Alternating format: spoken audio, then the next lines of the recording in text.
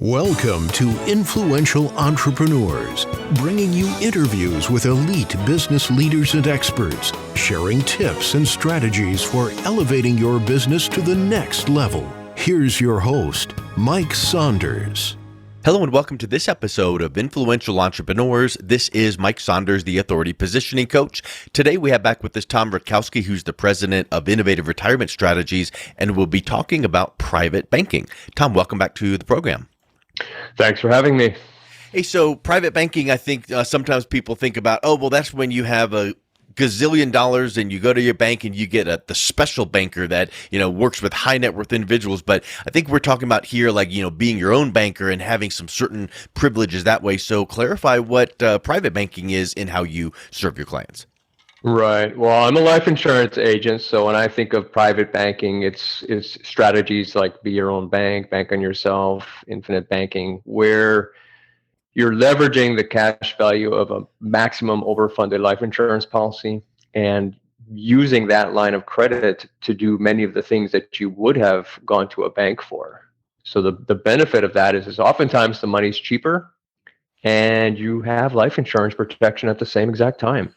Yeah, that's a multifaceted benefit. So if you can access some money cheaper, that's wonderful. It also gives you a feeling of like liquidity, in a non-traditional sense, I would think, because if you've got X number of dollars in your savings account, that's true liquidity. But if you have it in one of these policies, it still is liquid because you can access it. Because it's not like a 401k where if you access it, then you might trigger some penalties or things like that. Absolutely. One of the most popular videos that I put out on YouTube is one where I suggested using the cash value of a maximum overfunded policy as your emergency fund.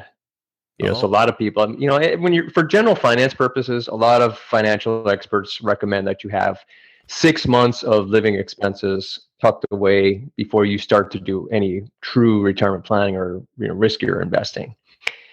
And I say, why put it in a bank account where it's going to earn, 1%? I don't know what rates are up to now with inflation, but it was 0.5%, 1% just a short while ago. And why do that when you can put it into life insurance and you get the death benefit protection and it's going to be growing? The cash value is going to be growing at a much greater rate than what you're going to get in a bank. And in an emergency, you've got immediate access to it. Just call up the insurance company, ask for a policy loan against your policy, and they send you a check. Now, what's in that scenario? Two questions come to mind. A, what's a range of a rate of return? Like you said, you'll get a better rate of return, and obviously things change. It's a moving target, but what's the range of rate of return? And then if you do need to access the loan side and you call them up or contact them, is that 10 minutes, 10 days, 10 weeks? What's the turnaround time to access that? Okay. Well, banks, life insurance companies, not banks, invest their resources, their reserves in the bond markets. So they're buying bonds, treasuries, mortgage-backed securities. They make loans against real estate. And all of that interest is basically allocated out to each policy. And that's your annual dividend. And it's credited to each policy based on the amount of cash value in the policy. So that can range from 4 to up to 6 with some companies out there today. Where they're investing that they're getting 6, I'm not sure, but 6 is the dividend rate for some companies out there right now. So much better than sitting in a savings account. Right, and when you get into the IUL space, the Index Universal Life, there the insurance companies are literally taking the money that they would have paid you as a dividend, and they're going out to the index options markets and they're hedging, trying to capture a premium over what they would have made had they just paid you a dividend. And historically, that premium is about 1 to 2%, when you look back. So, now you're talking 6 to 7%. Okay.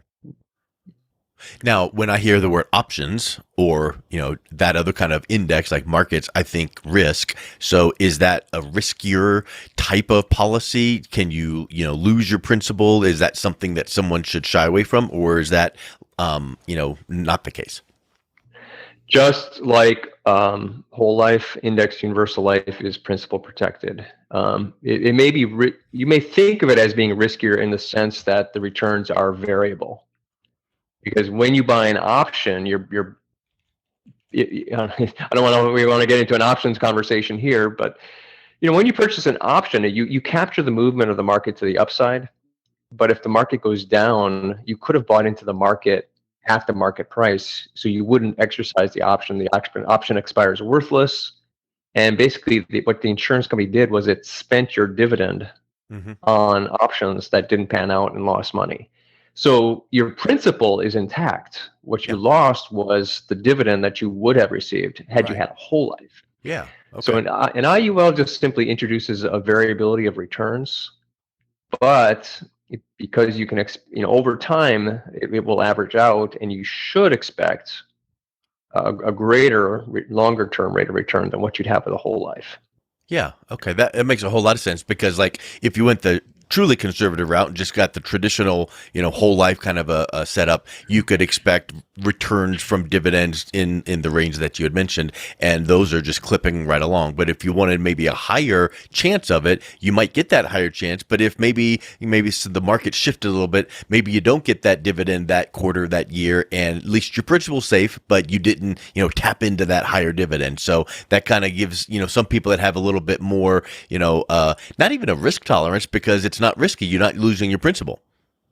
So exactly, that's a really great. You have to go into it with a long-term focus. Like I mean, everybody I shouldn't say everybody, but I mean most people invest in traditional retirement assets. Stocks, bonds, mutual funds, and they accept that the market's going to go up dramatically. 10-20% in a year. They expect that the market's going to go down 10-20%. I mean, we're in that situation right now where the markets have wiped out wealth from many a portfolio. And people just hope that in the long term, from the time they start saving in a young age to the time that they retire, that it's all going to average out to be a good, solid, 7 to 9%. Yeah. But life insurance is the same. When you get an index universal life, it's much the same.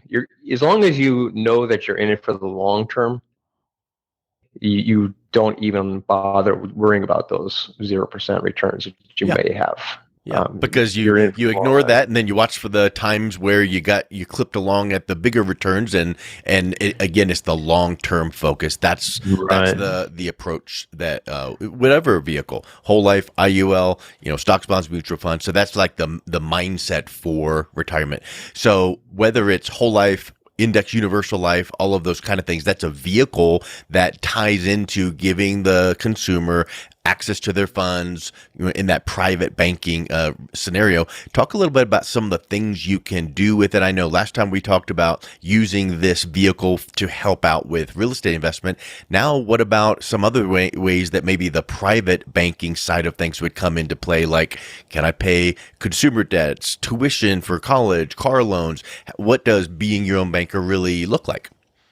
Right. Well, when you think about credit card debt, so private banking can be used, or leveraging the cash value of a life insurance policy can be used for paying off credit cards, or just, I mean, basically you're swapping out a 4 or 5% policy loan for the 20% interest balance that you're carrying on your credit cards. So it can actually make sense to slowly, methodically swap out credit card debt, 20% debt for 4% debt. And then once you've got the credit cards paid off, then focus on paying off that 4% debt. Mm-hmm. And that, the whole time that you're doing that, all of your cash value never left the policy. I mean, that's the greatest thing about life insurance is all policy loans are loans against the cash value.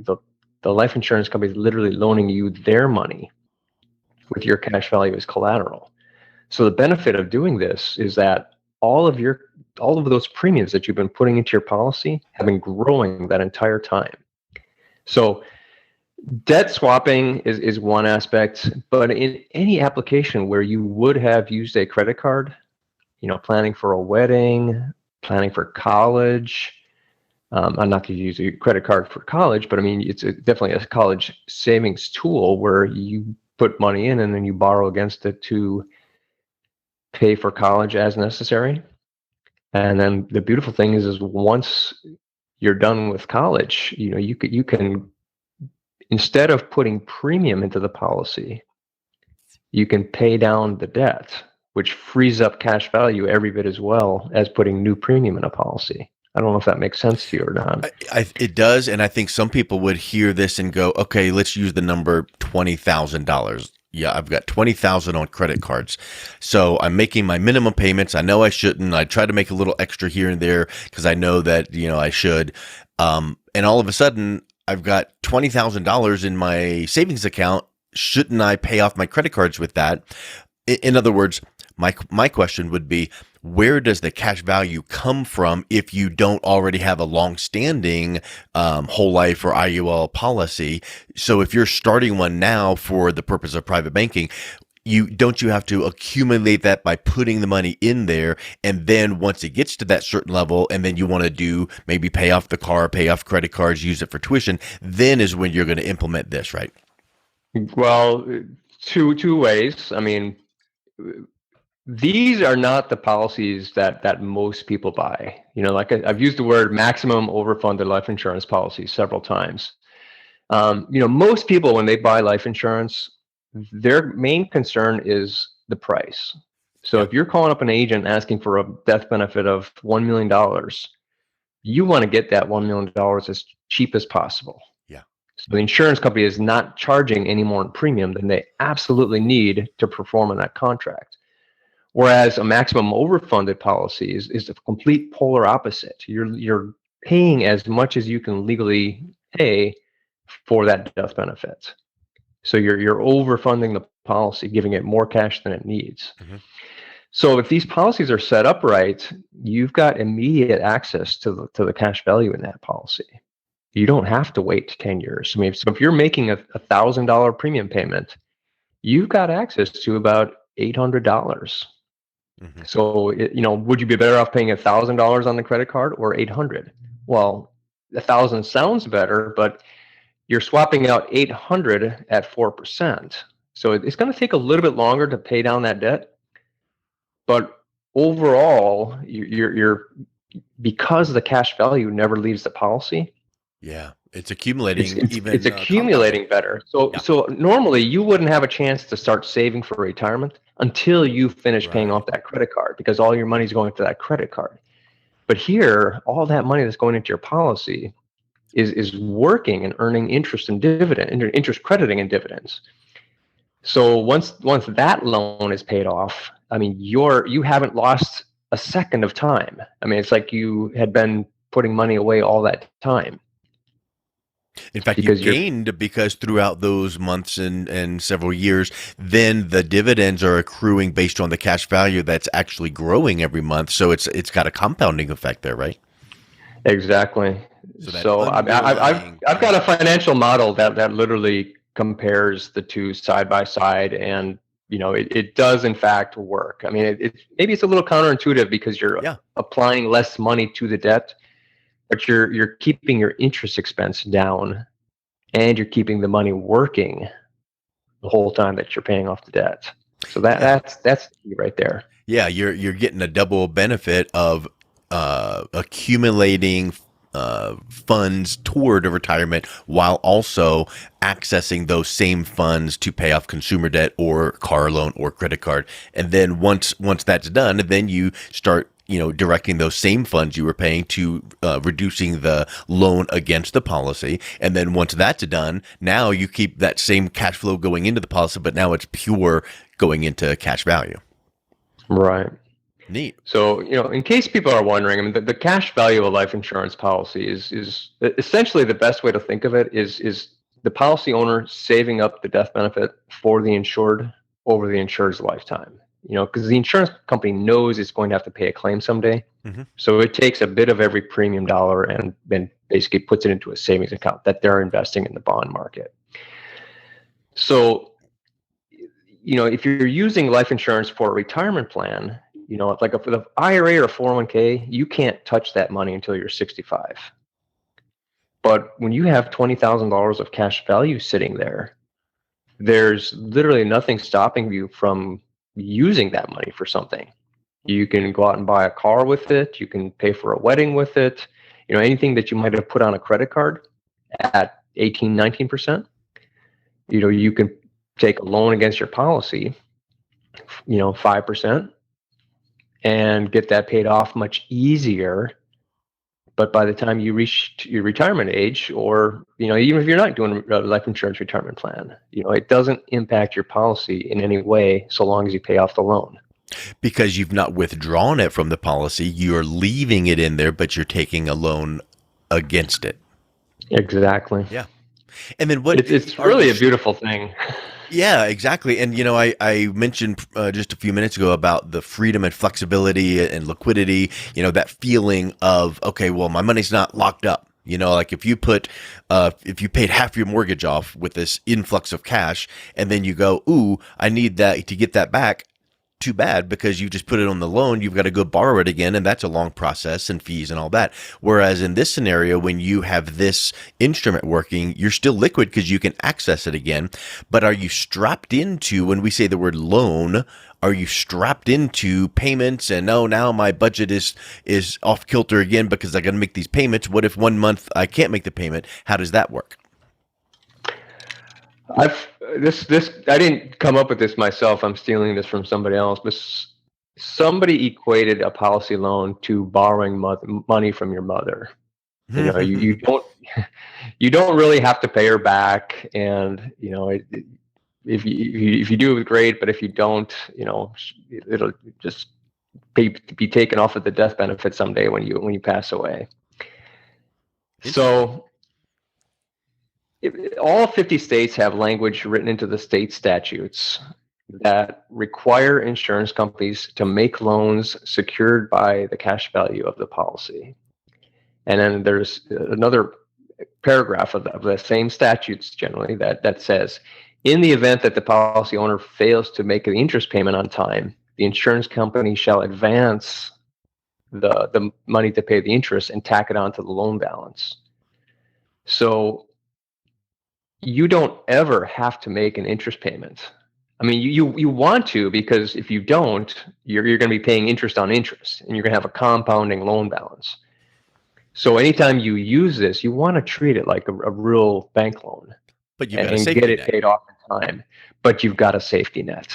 And that advancement of the interest you mentioned, that's being advanced by the insurance company from your cash balance, your cash value. So long as you have cash value that's there. But I mean, it's important for your listeners to understand that the cash value of the policy is still earning interest or dividends every single year. So there are companies out there that are paying a 6% dividend. So imagine your cash value is growing at 6% per year. Well, if you took a 5% loan, you're still up one, and you didn't pay it. They're going to look and see that, okay, well, your cash value just went up by 6%, so we have enough money to loan you 5% to pay us, so you're still up 1%. Yeah. So that can go on forever, and most insurance companies have, at least the ones that you'd want to use for this, have what's called a wash loan provision, where the loan rate will be equal to the dividend crediting rate on the policy. Okay. But more often than not, there is that positive interest rate arbitrage, like I just mentioned, where that 1% difference. Because insurance companies are investing for the long term. Their main concern is having the money to pay a death benefit. So they're looking 30, 40, 50 years out in the future.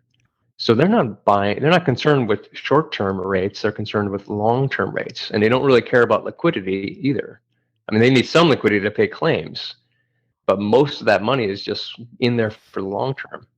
So the short-term lending rates are typically much lower. So when you take a policy loan, there's a really good chance that there's going to be that positive interest rate arbitrage, that the rate you can borrow at is greater or less than the amount that your dividend. Neat. So I think here's one thing that I'd like to wrap up with here. Number one, this is unique, creative, but not new and not risky, because in reality, these types of policies, contracts, life insurance, these strategies have been around for a long time, like hundreds of years, right? I mean, this is not like, oh, this is some newfangled way to do this and let's hope that we don't get caught. This is a proven, tried and true, that even banks are putting our money that we put into savings, they're putting money into these same vehicles. Right. I've heard it said, I don't know if it's true or not, but that Walt Disney had borrowed against his life insurance policy when he got started in business. Yeah, I think that's a big thing to keep in mind. You know, you go to the hotel weekend events and people are drawing on the board going, we're going to put this and this offshore this, and all of a sudden it's like something just isn't right. But with this, what we're talking about here, this is tried and true. Banks and corporations are putting their funds into these policies, and this is a creative way to access and use it to, yes, build for retirement, but also today we might need it to pay off a credit card or a home improvement loan or a car loan or tuition. So it just gives you that freedom and flexibility. And I think the biggest thing that I'm hearing from you is this is not something you just get off the shelf or go Google and go click, give it to me, and now I can do all this. There's very specific ways to do it. And if it's not done and set up right, then you don't get these benefits. So working with someone like yourself to lay out the options, guide you through the process would be really important, right? Right. Well, it's important to understand too that the agents like me who do this are designing all of the expenses and commissions out of the policy. You know, these are not, they may be high premium to use the policy owner or buyer, but for me, the agent, I just squeezed as much of my commission dollars out of it as I could by designing that policy for maximum cash value, because it's got the lowest possible death benefit that you can legally get. So agents, you know, don't like to do this for the most part. You know, they're used to selling policies for death benefit protection and high commissions. Interesting point. These are much more practical for the user, but you know, again, it's hard to get that mindset out that life insurance is a very high fee product. But when you do it like this, it's really not, and you really need to see the numbers to see it for yourself. Well, if anyone is listening to this going, there's something to this, I'd like to see those numbers for me. What's the best way they can learn a little bit more and then reach out to you, Tom, and maybe have you work up a scenario so that they can see what this would look like to benefit their situation? Well, my website is innovateveretirementstrategies.com, and I've got a channel on YouTube as well called the Double Play channel. But if you just simply Google me, I think you should find me on YouTube. Excellent. Well, Tom, thank you so much for coming on. It was a real pleasure talking with you. Thank you. Thanks for having me. You've been listening to Influential Entrepreneurs with Mike Saunders. To learn more about the resources mentioned on today's show or listen to past episodes, visit www.influentialentrepreneurssradio.com.